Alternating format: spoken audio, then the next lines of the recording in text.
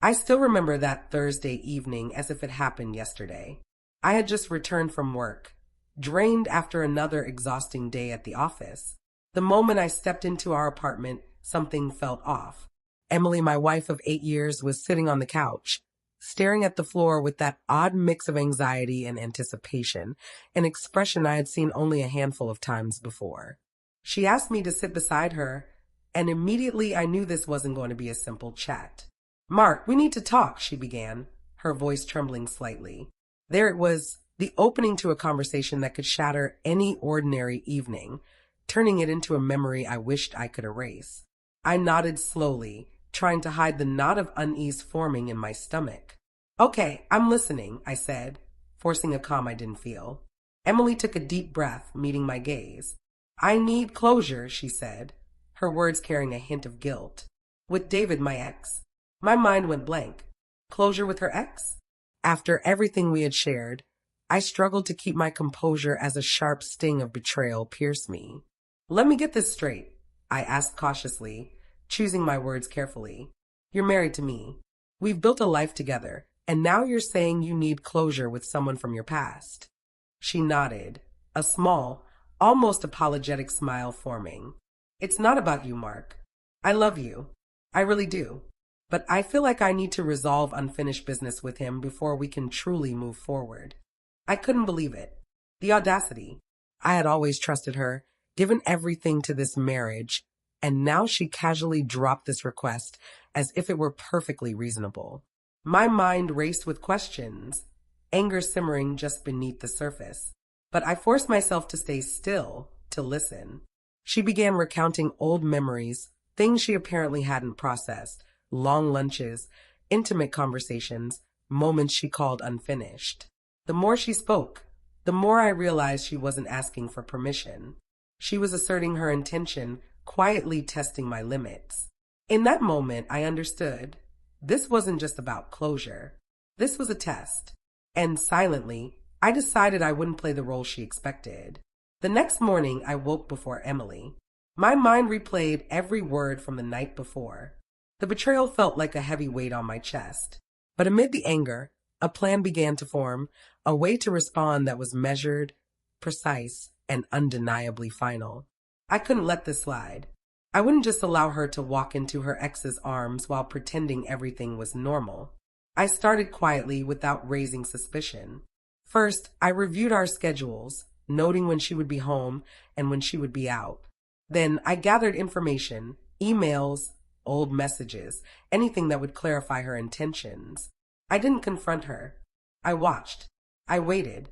Her behavior was casual, almost too casual, as if she had already decided the outcome of this closure she sought. By midweek, I had everything I needed. Her email exchanges with David, plans for the weekend, the subtle ways she had been checking in under the guise of friendship. She truly believed I was oblivious, that I would simply nod and let her go. Her overconfidence fueled my resolve. That evening, when she casually mentioned the weekend she'd tentatively planned with David, I stayed silent, carefully masking my expression. I asked neutral, probing questions designed to make her reveal more than she should. Every answer became ammunition, every detail a piece of the puzzle I was assembling. I realized she had underestimated me. She thought her desire for closure gave her leverage, that her plan would force me into reluctant compliance. But I had a different kind of power, control over the narrative, over access, over timing. She assumed she could manipulate the situation with charm and a few half-truths, but I had patience, observation, and a strategy she hadn't considered. By Friday, everything was in place. I had mapped out my response, not in anger, not in chaos, but in a way that left no room for negotiation or regret. My mind was clear.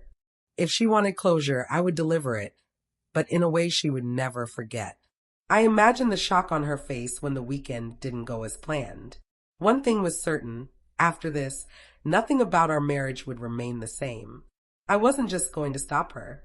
I was going to close our marriage completely and teach her what happens when trust is tested too far. Saturday arrived, and Emily left the apartment with a spring in her step, unaware that her carefully planned weekend was about to unravel. I stayed behind, calm and composed, ready for the moment of revelation. Every email, message, and confirmation of her plans was laid out, ready to be delivered with precision. As soon as she was gone, I made a few discreet calls to friends she had confided in, family members who cared for her, even David himself. Everyone understood the truth before she had a chance to manipulate the story. By the time she thought she could enjoy her closure, she was already facing consequences she hadn't anticipated.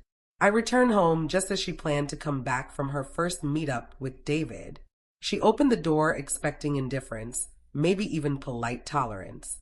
Instead, I stood there composed and resolute, holding a small envelope. "What's this?" she asked, confusion flickering across her face. I handed it to her. Inside were copies of everything she had sent, every plan documented and undeniable.